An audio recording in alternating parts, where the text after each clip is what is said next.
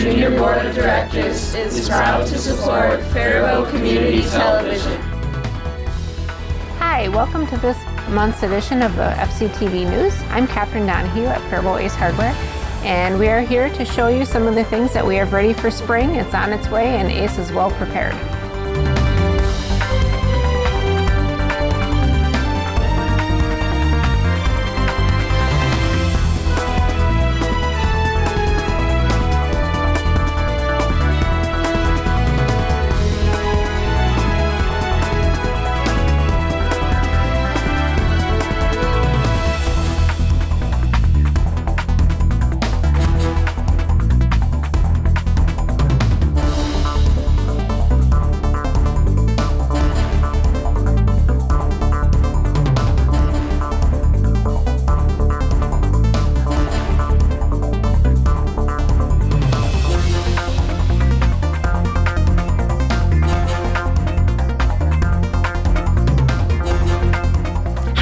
Stratman. I'm the Youth Recreation Coordinator at the Fairboat Park and Rec, and it might not feel like it yet, but summer is coming, and that's where we shine. We've got all kinds of camps and activities for the kiddos this summer. First up, we've got youth track, and that our first meet will be at the Ted Nelson track on May 11th, and track is for kids ages 5 to 12 years old. So you do have to register at the Park and Rec prior to all activities, but we have 4 track meets that we meet down there at 6 o'clock, and the kids can do running events, softball throw, and a long jump. So that's a very fun activity to do on May 11th, 18th, 25th, and June 1st. Then, once we roll into summer, we've got our famous Fun Center camps where you will see our terrific leadership staff. They work up at the Jefferson Fun Center clubhouse, and we play games and crafts activities all day long. If it's really hot, we get out the water activities. Fun Center is a morning camp or an afternoon camp, or you can do full day, and Fun Center is for kids ages 6 to 12. On the opposite end of that spectrum, we've also got camps for kids ages 3.5 to 8 years old that take place up at the Washington Rec Center. Camps there run about 2 weeks long, and we've got fun themes like Pixies and Dragons, construction camp, superhero academy, creative campers, all kinds of fun things to give your kids that classroom feel with some activity and a chance to make friends, and the leaders up there are fabulous. For sports sides, we've got Jefferson Ball for kids in 5 years old up to 3rd grade. So we've got T-ball and soft pitch and mid-league. So we meet in either Monday and Wednesday nights or Tuesday and Thursday nights up at Jefferson. There's start times at 5:30 or 6:30. Our Park and Rec staff are the coaches for those programs, and they do a great job with the kiddos. Then there's also baseball down at Tepetonka Park in the mornings for the older kids as well for you to check out. Some specialty camps that we have our classic safety camp. That's for kids that are going to be currently in grades 2 and 3 or entering grades 3 and 4 next fall. Safety camp takes place at North Alexander Park. We go over about 12 to 14 safety topics. We've got bike, fire, water. Usually a helicopter flies in. Sometimes we've got presentations with the Raptor Center. We've got Climb Theater coming in this year to talk to the kids about bullying and empowering themselves. So it's a really great opportunity, and the Faribault Fire Department and the police and the sheriff all help us out with that camp. Besides safety camp going on that week, we've got our own version of Olympics this summer at Fun Center. We have 1 week where we're dedicated to Fun Center Olympics, where we're creating all kinds of activities and challenges for the kids. As we prepare for the end of summer, we get ready for our Pet Parade event. Pet Parade this year will be on August 11th. One of the activities in Pet Parade is we have our Spirit Team program where kids ages 5 to 9 can learn different dance routines to participate in the parade and then do a presentation after the parade as well. So those are some really fun things to do. Okay. All right, I'm going to tell you a little about pool activities, which I don't run, so I'm going to need my glasses to tell you about that. So, summer swim lessons. Registrations open up May 12th. You will want to check that out right away because those classes do fill quickly. Lessons will be available at the Outdoor Aquatic Center in the mornings and in the Community Center pool Tuesday and Thursday evenings. We do have another special event called the Muddy Mile. That's May 26th. It costs $25, and that's for kids. We have a great obstacle course along with a huge mud pit out at the outdoor pool, so that is a really fun event to do. There's a junior guard program for 13 and 14-year-olds that they can register for. It starts June 13th.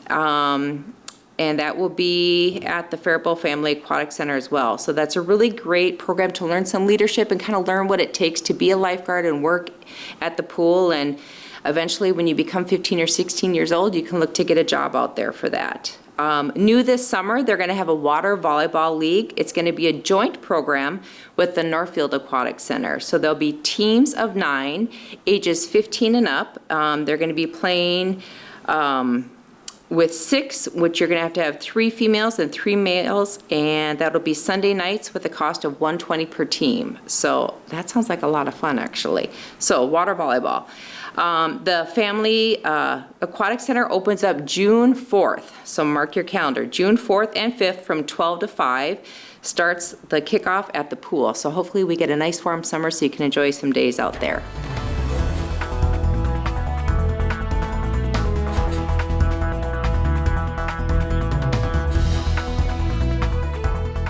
The Faribault Area Chamber of Commerce is proud of our 37-year tradition honoring outstanding businesses. In this year's format, we'll name 3 top finalists, and the 2022 Business of the Year will be announced at the luncheon on May 12th at the Faribault Golf and Country Club. There are still tickets available. Visit our website or give us a call at 507-334-4381. Our 2022 Business of the Year finalists are Legacy House, powered by eXp Realty, Reliance Bank, and Vintage Escapes Winery. Our Legacy Award winners for this year are Mike and Mary Ritchie and Humphrey Manlift. The Excellence in Education Award will be awarded to the Falcon Education Enrichment Program. May brings a plethora of good weather and tons of fun family-friendly events. Join us for our first downtown car cruise on Friday, May 20th from 6 to 9 p.m. And be sure to hold the calendar for June 15th through 18th for the Fairboat Heritage Days and 150th year celebration. Lots of fun family events in Fairboat. Be sure to visit our website at www.faribaultmn.org.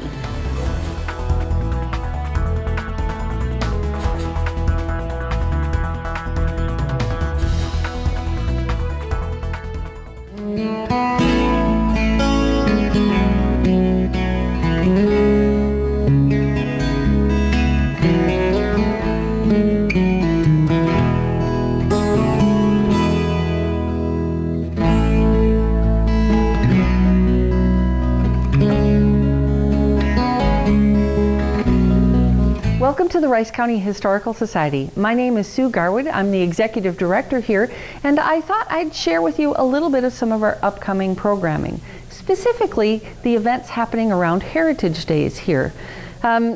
Typically for Heritage Days, we have the Alexander Fairboat House open. It's one of our hallmark events that we've been doing for almost 20 years, if not even a lot longer than that. But we have some exciting news to share about the Fairboat House that means that we can't be in there. The exciting news is that we have been awarded an $85,000 Heritage and Cultural Grant, Legacy Grant, from the Minnesota Historical Society. And with that, we are going to be doing some roof work specifically on the Fairboat House. I thought I'd share with you a little bit about what's happening with that project. So, first of all, the Fairboat House was originally built in 1853. We've been there a few times in the past. This is a photograph taken from the viaduct looking west. It has 2 wings to it, or what we call 2 wings. This front part is the part that was built in 1853, and then there's a back portion back here. It's hard to see, but it's there, that was rebuilt in 1952. So original in 1853, the back rebuilt in 1952. And it was rebuilt on the original footprint because the whole house looked just like that in 1853. But in 1950s, the roof member on the back portion, or the west wing of the house, collapsed. And the decision at the time was it was too far gone, too much damage. So the decision at that time was to tear it out and rebuild on the original footprint. They actually partnered with the Faribault High School carpentry class, so some of you may have actually even helped build that. Nevertheless, we are now more than 70 years later, and both roofs, the original and the west wing roof, have some problems. Both were built to code at the time that they were built, but both aren't quite up to today's standards. Roofs typically have something called they have ties inside that tie the walls together. On the west wing, the one that was rebuilt, they used 2x4s as the roofing trusses. We now know they need to be much more robust than that. Again, at the time it was perfectly acceptable, but the roof as a result is starting to sag just a little bit. So we've got a grant for somebody to go into the house and attach what's called sister beams to those roof trusses that will really just help reinforce and make sure that nothing else moves. On the east wing, roofing trusses are only tying the east and west walls together, and so the north and south walls are actually, there's nothing pulling them in. There's actually a slight bowing to each wall. It's perfectly stable, but it's important that it not grow worse. So they're actually going to be going in and adding in cable ties to make sure that those walls stay together. The work that's happening inside the house is unique in part because of how they have to get into the house. Of course, they can come through the front door and go nicely up the steps, but that only gets them to the second floor. To get them into the roof, there is a beautiful attic with a lovely stair, but the members, the wood pieces themselves are too long to make that ladder. So they actually have to go in through the outside window that you could see in the other photo from the viaduct. And when they're doing that, as long as they have to take out that window to get the building material inside, they're actually going to take a time to reglaze and do some restoration work to the window itself. Meanwhile, this is what it looks like inside the attic, and this is the inside of that window where things are going to be coming through. But what's telling, the sign that there is a problem, are the gaps that are happening at the roof line. I don't know if you can see, but these white colored portions, that's actually light shining through at the eaves, where because the roof has shifted over time, it's created these gaps between the decorative trim and the eaves. And so this is also part of what's going to be repaired. And then there is a need to fix and repaint and sort of reconnect and possibly even add to the gutters and downspouts. So the whole goal is to stabilize the roof, and then most importantly to get water away from the foundation. There's almost nothing as destructive over time as water to your house. So it's important to get water away from the house, and that's what this project is going to be addressing. We didn't come up with this project on our own. In 2014, actually, we began the process of taking care of the Fairboat house. The Minnesota Historical Society, in their wisdom, doesn't want to just give money because we decide there needs to be something done. They want instead for the house to be analyzed by a professional architect who's skilled at seeing things that we might not, as non-professionals, might not have observed. So we actually had something called a condition assessment done in 2014. They found a number of items that needed addressing and put that in order of priority, and the roof work was the most important. Then we had another grant in 2018 where we hired an architect to come up with what's called pre-construction drawings. That's where these drawings and documents come from. That took a year or so. And then we wrote a grant that didn't get accepted, but we tried again and were awarded a grant, like I said, this last fall. So that's really exciting. As part of that work, as you can imagine, it'll be isolated pretty much to the roof, but dust settles and you never really know. So we're taking extra care with the collection on the inside.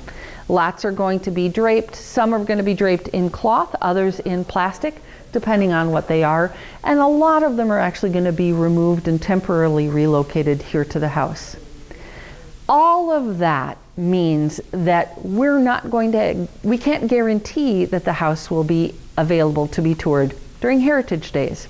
So instead, we've got some things happening out here at the museum. We have, first up, the museum itself is going to be open from 10 until 2 on Saturday of Heritage Days. That is June 18th. And not only is the museum going to be opening, but we're actually going to have some volunteers in Harvest and Heritage Hall. So that should be really fun to take a look out there. We also then have Larry Ritchie, who's going to be giving a program on the Cannon River and how it was shaped. Interestingly, the Cannon River, the glaciers had a lot to do with the overall layout and impact of the Cannon Valley watershed, and all of the valleys, for example, on and around Cannon City were made by the Cannon River over time. That's going to be right out here, so people can go right to the program, or they can come here to the museum, park in our parking lot, and then walk over, and then come back and tour the museum. Additionally, we're actually partnering with the Oak Ridge Cemetery. They're doing 3 cemetery tours. The first one will be Friday night, actually, at 5:30. And then that Saturday, again, that's June 18th, so Friday night is June 17th. That's 5:30 program. And then Saturday, the 18th, they're going to do a show at noon, and then another one at 3 o'clock. With the idea that you'll be able to go to the 3 o'clock but still get out in time to see the parade. So there's a lot of reasons to be in town during Heritage Days. There's a lot going on, and like I said, there's a lot happening here at the Rice County Historical Society. If you're interested in participating in Larry Ritchie's program on Saturday morning, or any of the 3 Oak Ridge Cemetery tours, we're the ones handling all of those ticket sales. So give us a call here at the Rice County Historical Society at 507-332-2121. We're located at 1814 Northwest 2nd Avenue. We're on the east side of the Rice County Fairgrounds. We're open Monday through Friday from 9 to 4, other times available by appointment. And you can find us on the web at www.rchistory.org. Rice County Historical Society, preserving the past for future generations.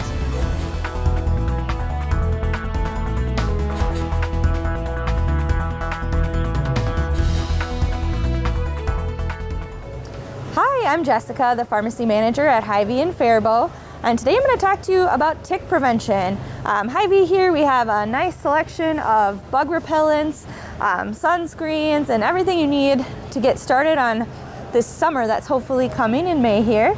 And tick season starts around May, and you'll start seeing them, pop up in, wooded areas and places with long grass. So if you're out and about walking, it's best to wear long pants and long sleeves to prevent picking up ticks. If you have been out in a wooded area or in an area with tall grass, you will want to check yourself when you get home. Checking different areas like around your waistline, behind your ears, on your neck, hairline. That's where they like to kind of hang out. And you can also prevent picking up ticks by using a bug repellent spray. To prevent ticks, you do need to choose a spray that has over 20% DEET, and this off deep woods has 25%, so this would be a good choice. It does show on the front of the bottle how much DEET is in there, the DEET, and that you want over 20% again to make sure that you're preventing picking up ticks. If you do develop a rash after you've found a tick that has has bitten you, you do want to contact your prescriber or give one of us pharmacists at the Hy-Vee Pharmacy a call. We'll let you know what the next steps should be for you. So stay safe this summer, and if you need anything, stop by the Hy-Vee Pharmacy.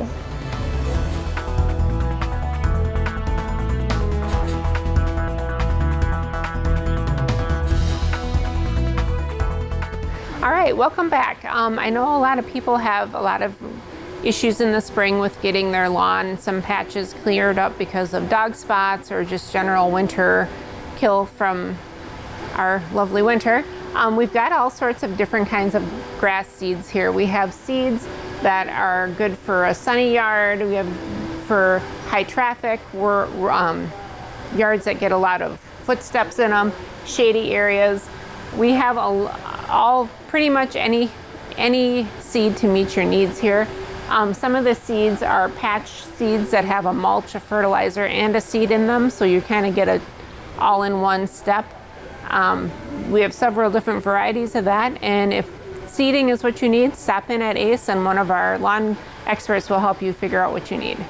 All right, now that you've got your lawn taken care of and looking perfect, moving on to grilling. We've got all sorts of grills that meet just about any need here. Anything from a Weber kettle grill to a new Traeger. We've got a lot of different models of them. We've got pizza ovens. We have a huge assortment of sauces and spices that you need to make your food taste amazing. So stop in at ACE and we will help you find the best grill for you.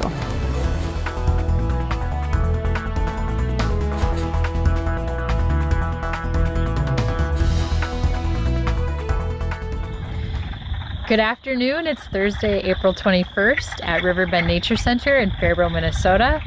I'm Brianna Wheeler, Executive Director here at the Nature Center. And in the background, you can hear lots of chorus frogs, wood frogs are singing. We're very happy that the sun is out today after many days of rain and cold. And I'd like to tell you a little bit about our May activities that are coming up. First is the Maple Syrup Fun Run on Saturday, May 7th. And we will be having a brunch with pancakes with syrup made from our trees here at the Nature Center. There will be same-day race registration available. If you're not a runner, you can come out at 10 o'clock for the pancake brunch and support the Nature Center. This year we have record-breaking registrations for this event, and so parking will be off-site by the Alina Clinic, and there'll be a shuttle running all day to take you from your car to the Nature Center and back again. So more information on that you can find at rbnc.org/fun-run. On Saturday, May 21st, we have Build Your Own Pollinator Sanctuary from 10 to noon, and pre-registration's required. The cost is $40 for non-members, or for members, and $65 for non-members. In this program, you will learn how to create a sanctuary of native plants that provide food, water, and shelter, and you'll create a beautiful habitat at your home and helping pollinators at the same time. Naturalist Katie is going to teach you how simple this can be. It will include a presentation, a tour of Riverbend's prairie, a take-home guidebook, and a perennial plant. So hope to see you there. On May 5th, Thursday, May 5th from 6 to 8 p.m. and Saturday, May 14th from 9 to noon, Great River Greening will be here to do a garlic mustard pull and also Dame's rocket pull. These are invasive species that are taking over our woodlands and making it very difficult for anything else to grow. So we need to increase the diversity in the woodland, and we need your help.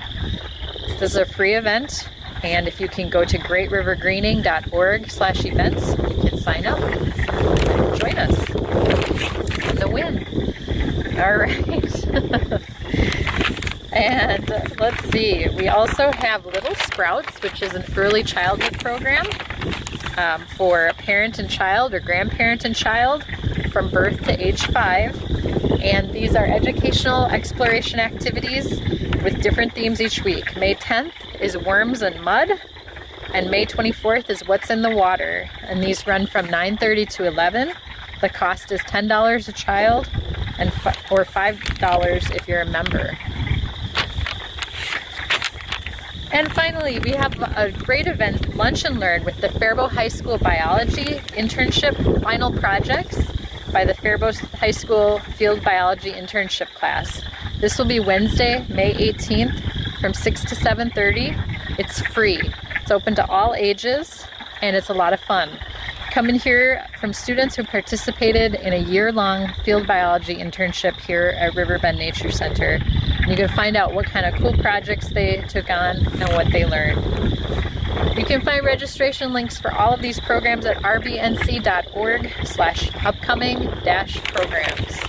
Thank you so much for your support of Riverbend Nature Center, and have a happy spring.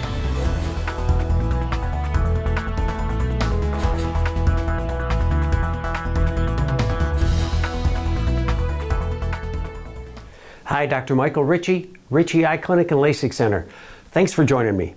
Now, believe it or not, despite the weather we're currently going through, summer is around the corner. So let's talk a little bit about sunglasses, UV light exposure, and related items, okay? So, why is UV light exposure significant? Well, UV light penetrates the eye better than visible light. The eye is made and designed to absorb visible light. So those are the colors of the spectrum. That's what we actually see. But on one end of them, we have infrared, and on the other hand, we have ultraviolet. So those are at either ends of that visible light spectrum. UV, the ultraviolet, as the name indicates, is at the blue end of the light spectrum. UV light is the light that can be hazardous to the eye. UV exposure to the retina, to the nerve cells in the back of the eye, has been shown that it can increase the risk of developing a retinal problem called macular degeneration. Now, why is that significant? Well, because macular degeneration is the single leading cause of new blindness in people aged 55 and over worldwide. It's a huge issue. So anything we can do to help minimize our risk of macular degeneration is fabulous. So what does that mean? What helps? Well, I mean, we've all seen sunglasses. These are probably the best sunglass made. They're a brand named Maui Jim. And the Maui Jim sunglasses, I mean, they're fabulous sunglasses because they're polarized. Polarizing is the feature that eliminates glare. The tint can be light to dark, whatever you prefer, but the other feature that's really important for the health of the eye is UV blocking. And when you look at sunglasses, they will say UV blocking, and you want total UV blocking, UVA, B, and C. And that assures that you're going to block the UV light. Okay? But now, there's another feature and another problem. And that problem is computer screens and our telephones. These are LCD screens. LCD screens emit high energy violet light, HEV. Well, why is that significant? High energy violet is very much similar to ultraviolet and has the potential to do the same thing. So we worry about our exposure to HEV, high energy violet, or basically blue light.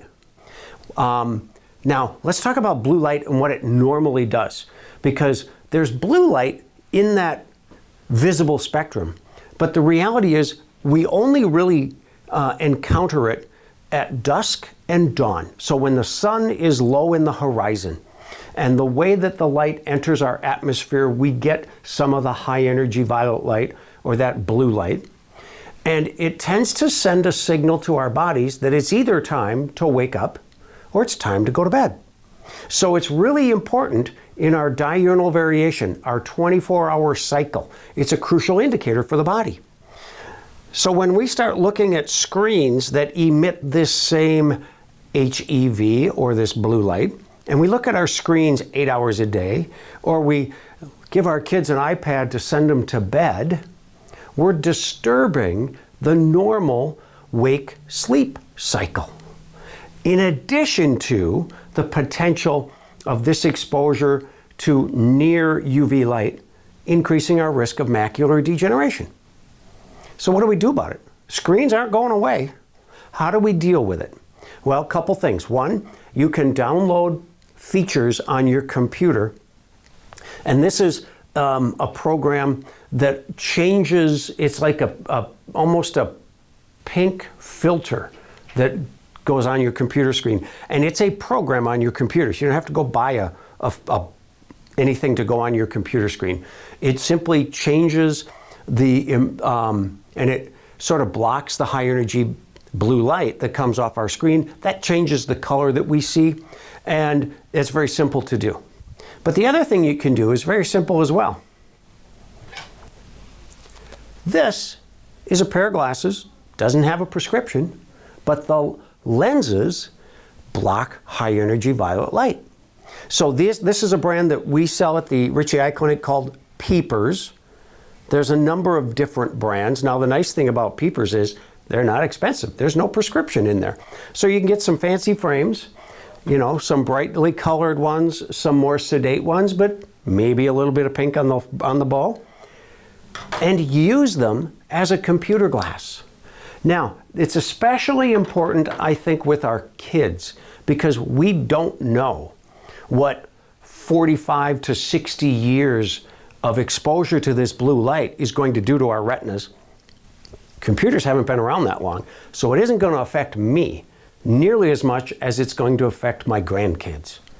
And so we need to think about this when we think about how much screen time do kids get, but also how much screen time do you get at work every day? If you're on the computer for 8 hours a day, that's a lot of screen time.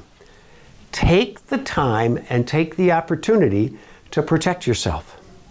You want blue blockers, and you can have them in sunglasses. You can have a blue blocking filter put on your prescription glasses, or you can pick up a pair of Peepers. Thanks for joining me.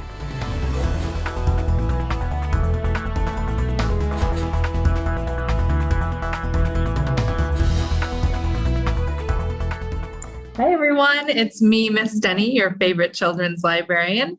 Thanks for joining me. I'm here to tell you about everything that's happening at your library in the month of May. Happy May! We're really excited to welcome Minnesota author Alan Eskins. Alan is the best-selling author of 7 novels, and his most recent novel, The Stolen Hours, is a 2022 Minnesota Book Awards finalist. So you can join us in the library's Great Hall for a talk presented by Alan Eskins on Thursday, May 5 at 6 o'clock.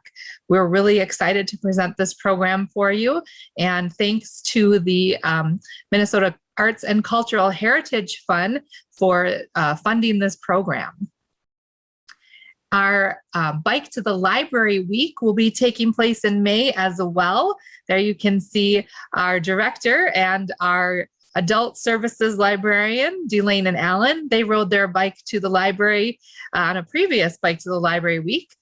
This year's will be held from May 16 to May 21. That's a full week, Monday through Saturday.